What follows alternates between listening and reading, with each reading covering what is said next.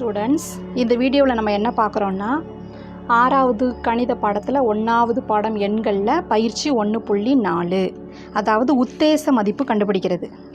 அல்லாட்டி 10களுக்கு முழுமையாக்குறது எப்படி, 100க்கு எப்படி முழுமையாக்கணும் அப்படின்ட்டு.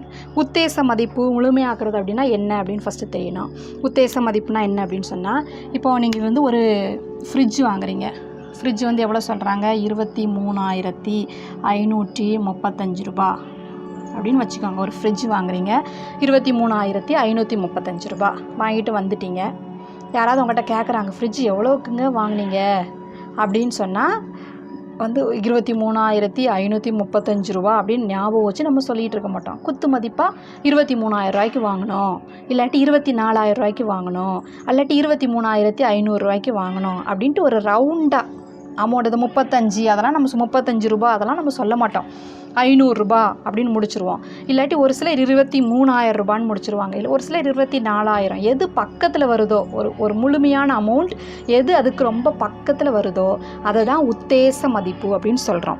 இது நிறைய இடத்துல யூஸ் பண்ணுவோம். இப்போ ஃபார் ஒரு கிரிக்கெட் மேட்ச் நடக்குது, அதில் வந்து பல லட்சம் பேர் கலந்துக்கிட்டாங்க. அப்போது எண்ணி பார்த்து யாரும் எத்தனை பேர் கலந்துக்கிட்டாங்க அப்படின்னா 5,30,402 பேர் கலந்துக்கிட்டாங்க அப்படின்னு யாரும் சொல்ல மாட்டாங்க. குத்து மதிப்பு 5 லட்சம் பேர் வந்திருப்பாங்க, 6 லட்சம் பேர் வந்திருப்பாங்க, இல்லாட்டி 5.5 லட்சம் பேர் வந்திருப்பாங்க, அப்படி தான் சொல்லுவாங்க. அப்படி ஒரு முழுமையாக தான் சொல்லுவாங்க. அதை தான் உத்தேச மதிப்புன்னு சொல்கிறோம்.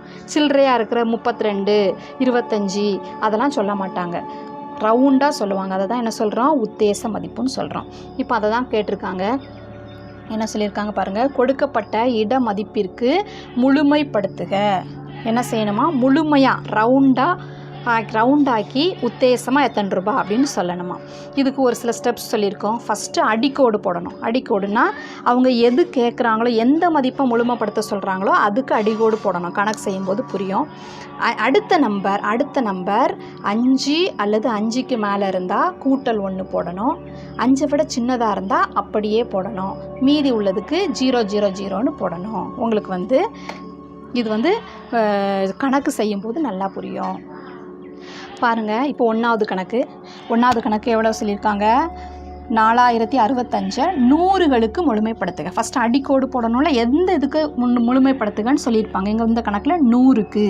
இப்போ உனக்கு தெரியும், இது 1கள், இது 10கள், இது 100கள். அவங்க எதை சொல்லியிருக்காங்களோ அதுக்கு கீழே ஒரு கோடு போட்டுக்கோங்க. 100களுக்கு தானே முழுமைப்படுத்த சொல்லியிருக்காங்க.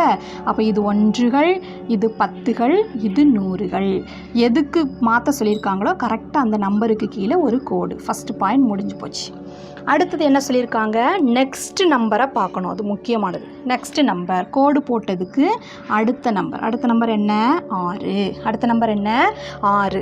அடுத்த நம்பர் 5 அல்லது 5 விட பெருசு. 5 விட பெருசு என்னது, 5, 6, 7, 8, 9. இது எந்த நம்பர் இருந்தாலும் 1 என்ன செய்யணும், கூட்டிக்கணும். எது கூட 1 கூட்டிக்கணும், இந்த அடிக்கோடு போட்ட நம்பர் கூட 1 கூட்டிக்கணும். 0 கூட 1 கூட்டினா எத்தனை, 1. மீதி இந்த 4 அப்படியே போட்டுக்கோங்க. சரிங்களா. 2 ஸ்டெப். 5 விட பெருசாக இருக்கா சின்னதாக இருக்கா, அவ்வளோதான். பெருசாக இருந்தால் கூட்டணும், பெருசாக இல்லைன்னா அப்படியே போடணும். நமக்கு வந்து 5 விட பெரிய நம்பர் தான். ஸோ 1 கூட்டிக்கணும். எது கூட கூட்டிக்கணும், 0 கூட 1 கூட்டினா 1. சரியா. இதுக்கு முன்னால் உள்ள நம்பர் அப்படியே போடணும். நல்லா கவனிச்சிக்கோ. இவ்வளோ 40க்கு கூட 1 கூட்டினா 41. கூட்டிட்டோமா, 1 கூட்டியாச்சு. மீதி உள்ளதுக்கு என்ன போட்டுறணும், 0 போட்டுறணும். 40க்கு 41 போட்டாச்சு. மீதி எத்தனை நம்பர் இருக்குது, 2 நம்பர் இருக்குது. ஸோ 2 0 போட்டுக்கோங்க. இதுதான் விடை.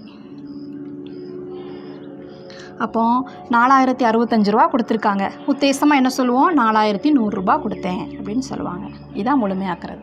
அப்போ இந்த கணக்கில் எப்படி வரும் சொல்லுங்கள் பார்க்கலாம். 1000களுக்கு முழுமைப்பட சொல்கிறாங்க. 1கள், 10கள், 100கள், 1000கள். இதுக்கு கோடு போட்டுக்கோங்க. கோடு போட்டோமா, கோடு போட்டாச்சு. அப்படியே கோடு போட்டதுலேருந்து முன்னால் உள்ளது சர்க்கிள் பண்ணிக்கோங்க. ஓகே. இப்போ 44ன்னு எழுதணுமா, 45ன்னு எழுதணுமா. 1 கூட்டினா 45 தானே வரும். இருக்கிறது 44 இருக்குது. 1 கூட்டினா 45. 44 45. அதான் கொஸ்டின். சரியா. என்ன செய்யணும், அப்படியே போடுன்னா 44 போடணும். 1 கூட்டி போடுங்க அப்படின்னு சொன்னால் 45 போடணும். அதுக்கு என்ன பண்ணணும், நெக்ஸ்ட் நம்பர் 5 விட பெருசாக இருக்கான்னு பார்க்கணும். கோடு போட்டதுக்கு அடுத்த நம்பர் என்ன, 5. சரியா? 5 5 விட பெருசாக இருக்கிறது மேலே பாருங்கள் 5 6 7 8 9 1 கூட்டிக்கணும். இப்போ 44 கூட 1 கூட்டினா என்ன வரும்? 45. மீதி எத்தனை இருக்குது? 3 நம்பர் இருக்குது. அப்போ 3 0. அப்போ இதை என்ன சொல்கிறோம்? உத்தேசமாக என்ன சொல்கிறோம்? 45,000 ரூபாய் அப்படின்னு சொல்கிறோம். இப்போ பாருங்கள் 10,000க்கு முழுமைப்படுத்துக. ஒன்றுகள், பத்துகள், நூறுகள், ஆயிரங்கள், 10,000கள். அண்டர்லைன் பண்ணிக்கோ, ரவுண்ட் பண்ணிக்கோங்க. இப்போது 8 போடணுமா 9 போடணுமா? சரிங்களா? என்ன பண்ணணும்? அடுத்த நம்பர் பார்க்கணும். அடுத்த நம்பர் 6. 6ன்னா 5 விட பெருசு. 5 விட பெருசாக இருந்தாலே 1 என்ன செஞ்சுக்கணும்? கூட்டிக்கணும். அப்போ 8 கூட 1 கூட்டினா என்ன வரும்? 9. மீதி எல்லாம் 0. 1 2 3 4 4 0 போடணும். இதுதான் இதுக்கு ஆன்சர். ஓகே. அடுத்த கணக்கு பாருங்கள். இங்கே லட்சத்துக்கு முழுமையாக்கணுமா? ஒன்றுகள், பத்துகள், நூறுகள், ஆயிரங்கள், 10,000கள், லட்சம். இதாக இருக்குது லட்சம். அதுக்கு முன்னால் உள்ளது 50 51 பார்க்கலாமா? அடுத்த நம்பரை பார்க்கணும். அடுத்த நம்பர் 8. 8னா 5 விட பெருசாக இருக்குது. அப்போ 1 கூட்டிக்கணும். 50 கூட 1 கூட்டினா என்ன வரும்? 51. எத்தனை 0 இருக்குது பாருங்கள்? 1 2 3 4 5. 1 2 3 4 5 கமா அதே மாதிரி போட்டுக்கோங்க. இதுதான் இதுக்கு ஆன்சர். கடைசி கணக்கு என்ன பண்ணணும்? என்ன பண்ண சொல்லியிருக்காங்க? 10 கோடிக்கு முழுமையாக்கணுமா? 10 கோடி எங்கே வருதுன்னு பாருங்கள். ஒன்றுகள், பத்துகள், நூறுகள், ஆயிரங்கள், 10,000கள், லட்சம், 10 லட்சம், கோடி, 10 கோடி. அப்போ அதாவது அப்படியே அண்டர்லைன் பண்ணிக்கோ. 3 போடணுமா 4 போடணுமா? 3க்கு அடுத்த நம்பர் என்ன? 4. அடுத்த நம்பர்னு சொல்லலாம், 1 கூட்டின்னு சொல்லலாம். 1 கூட்டினா அடுத்த நம்பர் தான் கிடைக்க போகுது. ஸோ 3 போடணுமா 4 போடணுமா? கூட்டணுமா கூட்டக்கூடாதா? அடுத்த நம்பர் பாருங்கள். அடுத்த நம்பர் 3 வந்து 5 விட சின்னதாக இருக்குது. சின்னதாக இருந்தால் என்ன போடணும்? அப்படியே போடணும். அடுத்த நம்பர் போடக்கூடாது, அப்படியே போடணும்.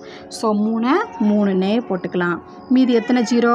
1 2 3 4 5 6 7 8 0 போடணும். 1 2 3 4 5 6 7 8 0. அதே மாதிரி கமா போட்டுக்கோங்க. இதுதான் ஆன்சர். அப்போ 30 கோடி. சரிங்களா? இதுதான் முழுமையாக்குறது. புரிஞ்சிச்சா? இப்படி எந்த நம்பர்னாலும் நம்மளால் முழுமைப்படுத்த முடியும். எடுத்துக்காட்டு கணக்கெலாம் இருக்குது. எடுத்துக்காட்டு 1.12 1.13 இதே டைப் தான். நீங்கள் இந்த கணக்கை செஞ்சுக்கோங்க. சரிங்களா? அடுத்தது இன்னும் 4 5 அந்த 2 கணக்கு மட்டும் பார்ப்போம். மீதி உள்ள கணக்கு நீங்களாக செஞ்சுக்கோங்க. இந்த கணக்கில் பயிற்சி 1.4ல் 4 5 ஜஸ்ட் மாடலுக்கு ஒவ்வொரு கணக்கு கொடுத்துருக்கேன். இதுலேயே மீதி இன்னொரு கணக்கு இருக்குது, அதை நீங்கள் எழுதிக்கோங்க. என்ன சொல்லியிருக்காங்க பாருங்கள். கணக்கை நல்லா வாசித்து பாருங்கள். ஃபஸ்ட்டு ஒரு நம்பர் கொடுத்துருக்காங்க. 1,57,826 மற்றும் இன்னொரு நம்பர் கொடுத்துருக்காங்க 32,469 கூடுதலை 10,000ற்கு முழுமையாக்கி உத்தேச மதிப்பு கண்டுபிடி. ஃபஸ்ட்டு இந்த நம்பரையும் கூடுதல்னால் என்ன செய்யணும்? கூட்டணும். அதனால தான் ஃபஸ்ட்டு இந்த நம்பரை எழுதியிருக்கிறேன், செகண்ட் இந்த நம்பரை எழுதியிருக்கிறேன். 2ஐயும் கூட்ட போகிறோம். உங்களுக்கு கூட்டுறது எப்படின்னு தெரியும். 9 6 கூட்டினா 15, 15க்கு 5 மீதி 1. அது எங்கே போடணும்? மேலே போடணும். 6 கூட 2 கூட்டினா 8, 8 கூட 1 சேர்த்தா 9. அடுத்து 8ஐயும் 4ஐயும் கூட்டினா 12, 12க்கு 2 மீதி 1. அடுத்து 7 1 8, 8 கூட 2 கூட்டினா 10, 10க்கு 0 மீதி 1. அப்புறம் 5 3 8, 8 கூட 1 சேர்த்தா 9 1. கூட்டியாச்சு. என்ன சொல்லியிருக்காங்க? ஃபஸ்ட்டு இந்த 2னுடைய கூடுதல்னால் என்ன செய்யணும்? கூட்டணும். ஸோ 2ஐயும் என்ன செஞ்சாச்சு? கூட்டியாச்சு. இப்போ 10,000க்கு முழுமையாக்கணும். எதுக்கு முழுமையாக்கணும்? 10,000க்கு முழுமையாக்கணும். அப்போ 10,000க்கு கீழே கோடு போட்டுக்கோங்க. அந்த ஆன்சர் ஒன்றுகள், பத்துகள், நூறுகள், ஆயிரங்கள், 10,000கள். சரியா? 10,000க்கு முழுமையாக்க சொல்லியிருக்காங்க. ஸோ கோடு போட்டோம். அதோடு சேர்த்து இதை ரவுண்ட் பண்ணிக்கோங்க. ஓகே, கோடு போட்டு 10,000னா 10,000க்கு நேரம் ஒரு கோடை போட்டு மீதி உள்ளதை ரவுண்ட் பண்ணிக்கிட்டோம். ஃபஸ்ட்டு ஸ்டெப் என்ன? அடிக்கோடு இடணும். அடுத்தது அடுத்த நம்பரை பார்க்கணும். அடிக்கோடு போட்டதுக்கு அடுத்த நம்பர் 5 அல்லது 5 விட பெருசாக இருந்தால் 1 கூட்டிக்கணும். 5 விட சின்னதாக இருந்தால் அப்படியே போடணும்.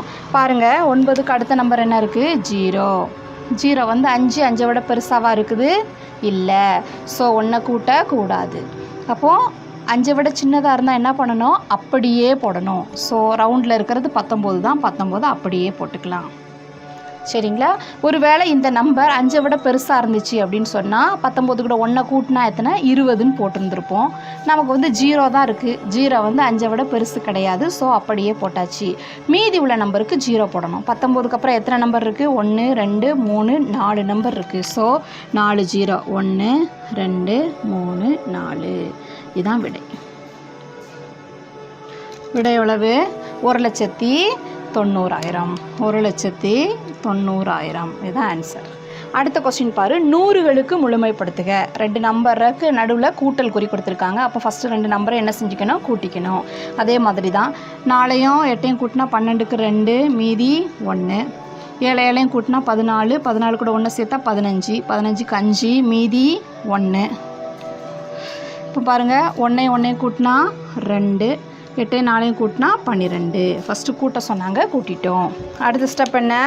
எதுக்கு முழுமைப்படுத்த சொல்லியிருக்காங்க? 100களுக்கு முழுமைப்படுத்த சொல்லியிருக்காங்க. 100கள் எங்கே வருதுன்னு பாருங்கள். 1கள் 10கள் 100கள் கோடு போட்டாச்சு. அதுக்கு முன்னாடி உள்ளது 0 போட்டுக்கோங்க. இப்போ 122 போடணுமா? ரவுண்டுக்குள்ளே இருக்கிறது 122 போடணுமா அல்லது அது கூட 1 கூட்டி 123ன்னு போடணுமா? அதான் நமக்கு தேவையானது. என்ன செய்யணும்? நெக்ஸ்ட் நம்பர் பார்க்கணும். நெக்ஸ்ட் நம்பர் என்ன? 5. நெக்ஸ்ட் நம்பர் என்ன கொடுத்துருக்காங்க?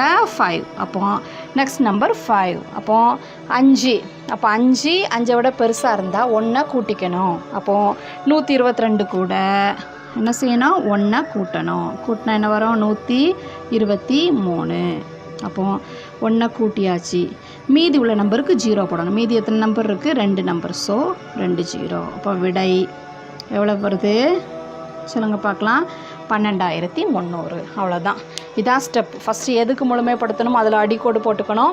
அடுத்த நம்பர் 5 விட பெருசாக இருந்தால் 1 கூட்டிக்கோங்க. 5 விட சின்னதாக இருந்தால் அப்படியே போட்டுக்கோங்க. மீதி உள்ளதுக்கு 0 போட்டுக்கோங்க. இங்கே கூட்ட சொன்னால் கூட்டிக்கணும், கழிக்க சொன்னால் கழிச்சிக்கணும். இங்கே ப்ளஸ் போட்டிருக்கு, ஸோ கூட்டியிருக்கோம். இங்கே கூடுதல்னு சொல்லியிருக்காங்க, அதனால் கூட்டியிருக்கிறோம். அப்போ கணக்கு உங்களுக்கு புரிஞ்சிருக்கும். இதுலேயே செகண்ட் கணக்கு ஒன்று இருக்குது. இதே மாதிரி தான் 2 நம்பர் கூட்டல் தான் கொடுத்துருக்காங்க. நீங்களும் அதே மாதிரி கூட்டிட்டு அதே 100களுக்கு முழுமைப்படுத்தி காட்டுங்க. சரிங்களா? ஏதாவது டவுட் இருந்தால் கமெண்ட்ஸில் சொல்லுங்கள். பிடிச்சிருந்தால் லைக் பண்ணுங்கள். உங்கள் ஃப்ரெண்ட்ஸுக்கெலாம் ஷேர் பண்ணுங்கள். மறக்காமல் சப்ஸ்கிரைப் பண்ணுங்கள். நீங்கள் சப்ஸ்கிரைப் பண்ணிங்கன்னா தான் அடுத்தடுத்த வீடியோஸ் உங்களுக்கு வந்து கிடைக்கும். ஓகே, தேங்க்யூ ஃபார் வாட்சிங்.